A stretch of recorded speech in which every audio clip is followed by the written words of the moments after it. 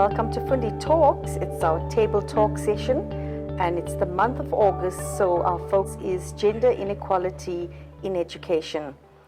I'm so honored to have Val with me today, who represents the Jacobs Well Foundation and Schools for Children with Special Needs. Tell us a little bit about you and tell us about your experience on gender inequality and how that has shaped who you are today. Since a very young child, I've had an absolute passion for plants, animals, birds, rocks, and I was called a pebble pup because I collected rocks wherever I went.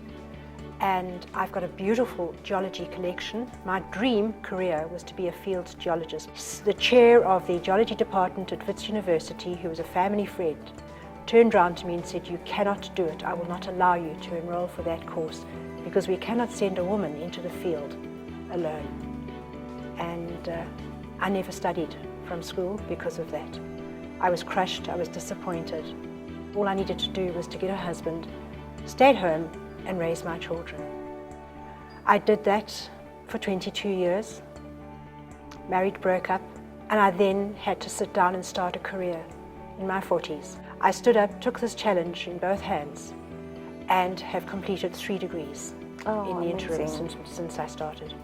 One of them is an honours in education. Oh, excellent. I'm an environmental scientist by qualification, and the world is still not ready to accept the damage. That is very, very scary. So I read the very recent 2018 UNESCO report, and the facts in there and the data and the stats is absolutely worrying. So that's amazing that Val took a negative situation and said, "I'm not going to let this happen to me," and rose above it, breaking the barrier and breaking the ceiling of gender inequality in education. So Val, I honor you. Thank you. Thank you, Mala.